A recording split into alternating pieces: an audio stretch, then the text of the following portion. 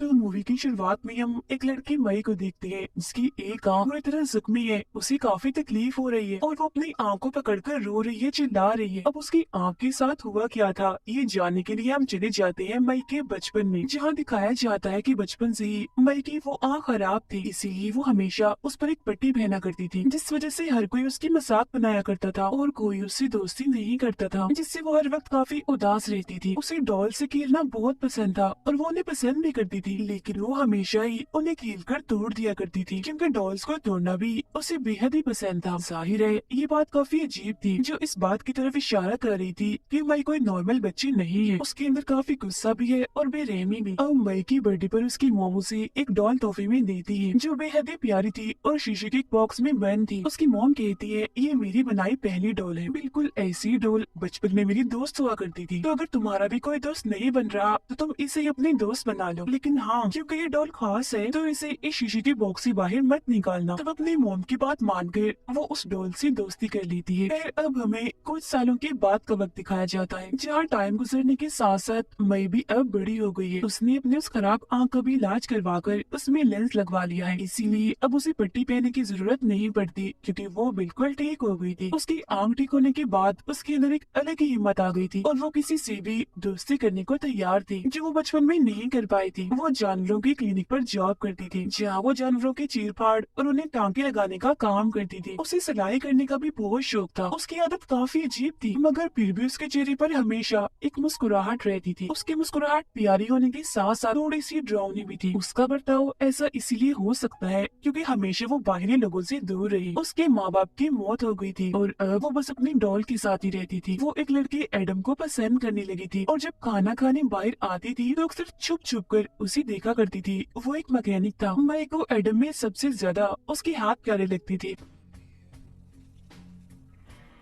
फिर एक दिन जब एडम कॉफी शॉप में बैठकर किताब पढ़ रहा था, तब मई भी उसे देखने उसके पास बैठने के लिए वहाँ चली जाती है। किताब पढ़ते पढ़ते एडम की आंख लग जाती है और वो वहीं सो जाता है। जो देख वो उसके पास जाकर उसके हाथों से अपने चेहरे को छूने लगती है। तभी अचानक से उसकी आंख खुल जाती है, जो देखकर वो एकदम घबरा गई थी और फौरन वहाँ से चली जाती है। अब धीरे धीरे दोनों की बातचीत होने के साथ दोस्ती हो जाती है, जिसके बाद वो लोग एक साथ टाइम गुजारने लगते हैं। और क्योंकि उसे एडम की हाथ काफी पसंद थे, इसीलिए वो बार बार उसके हाथों से अपने चेहरे को छुआ करती थी। वो लोग अब अपना बहुत सा वक्त एक साथ गुजारते थे और अक्सर मूवीज देखते भी जाया करते थे। एक दिन क्लिनिक में मई के साथ उसकी दोस्त काफी अजीब बातें करती है, क्योंकि वो एक अच्छी लड़की नहीं थी, लेकिन मई को तो वो पसंद थी, क्योंकि उसकी गर्दन भी उसे बहुत पसंद थी, बहुत प्यारी लगती थी, बिल्कुल वैसे ही जिसे एडम के हाथ उसे अपनी तरफ खींचते। यहाँ हम दोनों के बीच थोड़ी बहुत बातें होती है,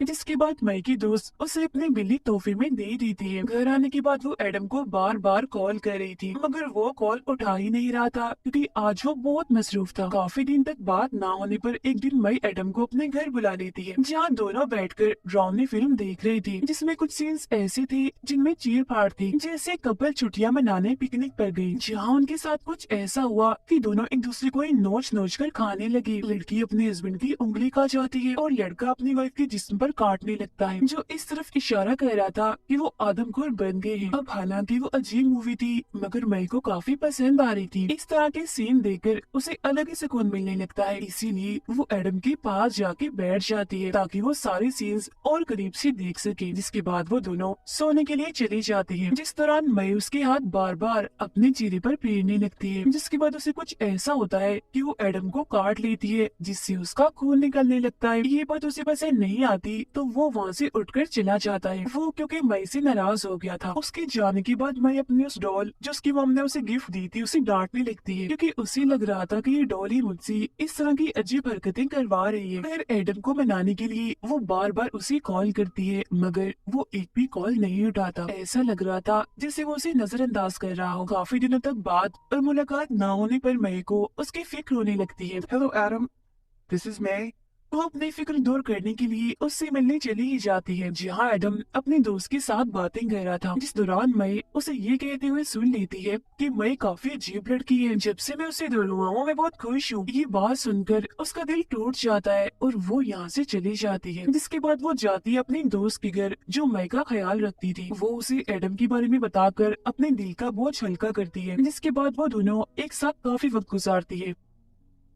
मजीद अपना मन हल्का करने वो बच्चों के स्कूल जाकर वहाँ के बच्चों से मुलाकात करती है। तभी वो देखती है कि एक छोटी प्यारी सी बच्ची एक छोटा सा बर्तन बना रही थी, जिस पर वो मई का नाम लिखती है और उसे वो छोटा सा बर्तन तोहफे में दे देती है। अब यही रात के वक्त उसकी मुलाकात एडम से होती है। उसे देखकर एडम को अच्छा नहीं लगता, इसीलिए वो उसे थोड़ी बहुत बात करके अपनी जान छुड़वाने के लिए यहाँ से चला जाता है। इस बात से उसका मूड खराब हो गया था, इसीलिए वो अपने दोस्त के घर आ जाती है, क्योंकि अब वो दोनों एक दूसरे के काफी करीब थी। मगर वहाँ आकर वो देखती है कि उसकी दोस्त के घर पर तो उसके दूसरी दोस्त है, जिस वजह से मई को काफी बुरा लगता है और वो गुस्से में बगैर कुछ कहे ही अपने घर आ जाती है, क्योंकि एक तरह से उसे दोनों तरफ से ही मायूसी और धोखा मिला था, एडम की तरफ से भी और अपने दोस्त की तरफ से भी, जो उसे इतनी प्यारी थी। घर आने के बाद वो इतना दुखी हो जाती है कि फूट फूट कर रोने लगती है, क्योंकि एक बार फिर वो अकेली हो गई थी और गुस्से में वो अपने सारे डॉल्स तोड़ देती है। उसकी जो बिल्ली थी वो उसे अपने पास बुलाने लगती है, मगर वो भी उससे दूर चली जाती है, जिस वजह से उसे काफी गुस्सा आ गया था। इसीलिए वो एक बर्तन उठाकर उसे जोर से देकर मारती है, जिससे बिल्ली वही मारी जाती है। अब तभी मई को ऐसा महसूस होता है जैसे उसकी बॉक्स वाले डॉल और बाकी डॉल्स उससे बात कर रही हैं, क्योंकि उसे हल्की हल्की सी आवाज सुनाई दे रही थी। अब वो फोन उठाकर जैसे ही कान पर लगाती है तो वो ऐसा महसूस करती है जैसे एडम ही फोन पर कुछ कह रहा है, मगर सच तो ये था कि उसकी डॉल ही हल्की सी आवाज में उससे कुछ कह रही थी, जिस पर वो ध्यान नहीं देती। अगले दिन वो अपने डॉल को लेकर दोबारा से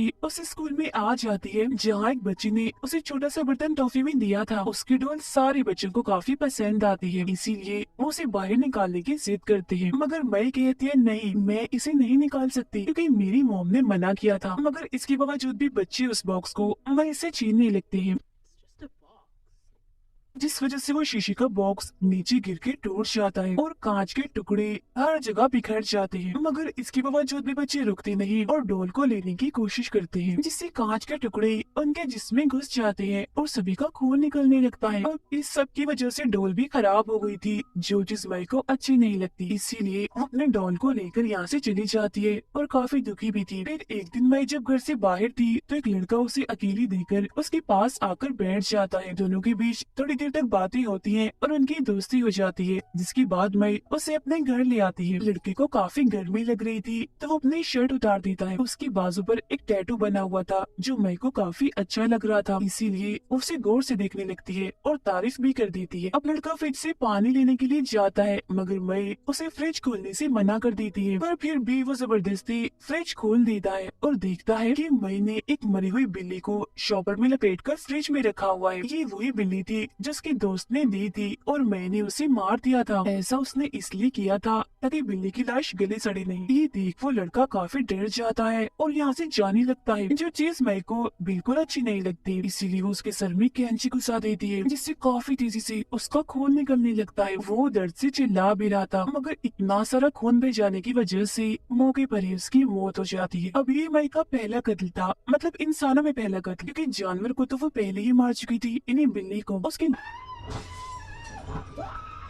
लाश को देखकर वो कहती है मुझे तुम्हें मारकर बहुत सुकून मिल रहा है और तुम्हारे जिस्म में सिर्फ तुम्हारी बाजू ही अच्छी है जिस पर टैटू बना हुआ है, बाकी तुम बेकार हो। तो अब मुझे और लाशें चाहिए। अब अगले दिन मई अपने दोस्त से मिलने जाती है, जहाँ वो उसकी गर्दन का नाप लेने लगती है, क्योंकि उसकी गर्दन भी तो उसे पसंद थी। उसकी दोस्त पूछती है कि तुम क्या कर रही हो, जिस पर वो कहती है मुझे तुम्हारी गर्दन पसंद है और तुम मेरी दोस्त भी हो ना, तो मैं तुम्हारे लिए शर्ट सिलाई करूंगी। तुम्हें पता है ना मुझे सिलाई करने का कितना शौक है। जो सुनकर उसकी दोस्त काफी खुश हो जाती है। इधर ही वो अपने दूसरी दोस्त को भी देखती है जिसकी टांगे उसे काफी पसंद आती है, बिल्कुल वैसे ही जैसे उसे अपने दोस्त की गर्दन और एडम की हाथ पसंद थी। फिर अगले दिन वो अपने लिए प्यारा सा सूट तैयार करती है और बिल्कुल अपने डॉल की तरह ही तैयार होकर ऐसी बन के दिखाती है जिससे वो बहुत खुश है और ठीक भी। इधर अजीब बात ये थी कि वो अपने साथ एक बॉक्स और कुछ सर्जिकल औजार जैसे ब्लेड, कैंची, छुरियां भी रख लेती है। जिसके बाद वो कहाँ जाती है, वो जाती है सीधा अपनी दोस्त के घर। वो वहाँ अपने दोस्त के पीछे जाकर खड़ी हो जाती है और उससे बातें करते करते उसकी गर्दन ब्लेड से काट देती है। और क्योंकि उसे अपने दोस्त की गर्दन बहुत पसंद थी तो उसे पूरी तरह काट कर अपने पास रख लेती है। फिर तभी इधर उसकी दूसरी दोस्त भी आ गई थी, मगर उसे इस बात का जरा भी एहसास नहीं होता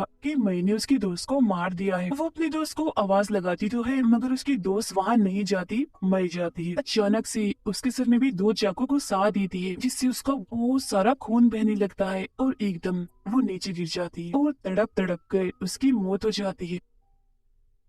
अब क्योंकि मई को उसकी टांगे पसंद थी तब वो उसकी टांगों को काट कर उस बॉक्स में अपने पास रख लेती है। अब यहाँ हमें ये अंदाजा तो हो गया था कि मई अब काफी बदल गई है। वो अब शैतानी और काफी बेरहम बन गई है। उसे देखने से ऐसा लग रहा था जैसे वो अपने कंट्रोल में है ही नहीं और वो हमेशा ही अब ऐसी ही रहेगी। जैसे बचपन में उसे डॉल्स को तोड़ना पसंद था, चीर फाड़ और खून खराबे जैसी चीजें देखकर उसे सुकून मिलता था, मतलब आदमखोर जैसी सीन जिसमें कोई किसी को खा रहा है, इस तरह की चीजें। और अब उसे लोगों को मारने में मजा आ रहा था जिससे वो कितना अच्छा काम कर रही हो और एक अलग ही सुकून में वो जी रही थी, जिसका मतलब साफ था कि उसके अंदर एक डिस्टर्बिंग चीज बचपन से ही थी, मतलब खून खराबा। और अब उसे बहुत सारे जिस्मों के हिस्से मिल गए थे मगर अभी भी उसे खास एडम के हाथ चाहिए थे। तो अब वो कहाँ जाएगी? जी हाँ बिल्कुल, अब वो जाती है एडम के घर। जी हाँ, वो अपनी नए दोस्त के साथ था। एडम के साथ किसी और लड़की को देखकर उसे जलन होती है, इसीलिए वो उसके सामने जाती है और कहती है मेरे चेहरे को हाथ लगाओ, मगर वो अपने नई दोस्त के सामने ऐसा नहीं करता और उसे वहाँ से जाने का कहता है। और वो उसकी बेइज्जती कर रहा था जिस वजह से एडम की दोस्त उस पर हंसने लगती है। अब मजीद उसे बेइज्जत करने के लिए जैसे ही एडम अपने हाथ से उसे छूने लगता है तो फौरन में चाकू उसके दोस्त की गर्दन में घुसा देती है जिससे बहुत तेजी से उसका खून निकलने लगता है। और फिर आखिरकार वो एडम को भी मार कर उसके हाथ काट देती है और उन्हें भी अपने पास रख लेती है। इसके अलावा वो एडम की दोस्त के कानों को भी काट कर अपने पास रख लेती है क्योंकि उसके कान भी उसे पसंद आ गई थी। घर आने के बाद वो जिस्मों के सारे हिस्सों को बॉक्स से बाहर निकालती है और अच्छे से साफ करती है। तो अब सामने आती है ये बात कि आखिर वो इन सभी जिस्मों के हिस्सों का करना क्या चाहती थी। वो उन सभी हिस्सों को जोड़कर टांके लगाकर अपने लिए एक बड़ी सी डॉल बना लेती है जो उसकी दोस्त उसका साथी बनकर हमेशा उसके साथ रहेगी। और ये सीन काफी भयानक था। और अब बात करते हैं उसने इस डॉल को बनाने के लिए किस किस का कौन सा जिस्म का हिस्सा इस्तेमाल किया। तो टैटू वाले लड़के की उसने बाजू का इस्तेमाल किया था क्योंकि उसका टैटू उसे काफी पसंद था। गर्दन उसने अपनी दोस्त की इस्तेमाल की थी, टांगे दूसरी दोस्त की, हाथ एडम की इस्तेमाल की थी और कान एडम की दोस्त की। और रही बात बालों की, वो उस बिल्ली के फर को बालों के तौर पर इस्तेमाल करती है जिसके बाद एक पूरा इंसान बनाकर वो अपने इस नए दोस्त का नाम भी रख देती है। मगर अभी भी उसे अपने इस दोस्त में एक कमी लग रही थी और वो थी आंखों की, क्योंकि वो उसे देख ही नहीं रहा था जिससे उसे काफी बुरा लग रहा था क्योंकि वो तो यही चाहती थी कि उसका नया दोस्त उसे देखे और उसे प्यार करे। तो वो उसे अपनी आंखें देने का फैसला करती है और बड़ी हिम्मत करके तकलीफ सहकर वो अपनी आंख निकाल कर उसे लगा देती है। और ये वही सीन है जिसे हमने शुरुआत में देखा था जब वो अपनी आंख पकड़कर रो रही थी क्योंकि उसे दर्द हो रही थी, उसका खून बह रहा था। वो अपनी आंख निकाल कर अब उसे लगा देती है मगर अब भी वो उससे बात नहीं कर रहा होता। तो इस बात से परेशान होकर वो अपना सर उस पर रखती है और वही सो जाती है। मगर तभी हम एक हैरान कुन सीन देखते हैं कि मई के नए दोस्त का हाथ जो एडम का था वो मई को छूने लगता है और प्यार से उसे सहला रहा था, जो काफी अजीब और डरा देने वाला सीन है जिसका मतलब ये था कि मई ने जिस्मों के हिस्सों का ये जो इंसान बनाया था अब ये जीता जागता इंसान बन गया था क्योंकि किसी वजह से उसमें जान आ गई थी। अब मूवी में हमने देखा कि मई की ऐसी हालत क्यों हुई, क्योंकि सबने उसे नजरअंदाज किया तो वो लोगों का ऐसा बर्ताव बर्दाश्त नहीं कर पाई। उसे हिम्मत चाहिए थी जिस वजह से उसने इस बात की इतनी टेंशन ली कि एक आम इंसान से वो पागल कातिल बन गई और अब न जाने वो और कितने लोगों को मौत की घाट उतारेगी। तो इसीलिए हमें अपनी जिंदगी में किसी को भी फजूल इंसान नहीं समझना चाहिए और जितनी हो सके अगले इंसान को अहमियत देनी चाहिए और अगले इंसान को भी चाहिए कि वो दूसरों से उम्मीद ना करे कि वो मुझे अहम समझेगी ही समझेगी। दूसरों की बुरी और दिल तोड़ने वाली चीजों को नजरअंदाज करना सीखे, तभी आपके जहन को सुकून होगा और आप इस तरह की बुराई से दूर रहेंगे। इसी के साथ ही ये कहानी इधर ही खत्म हो जाती है।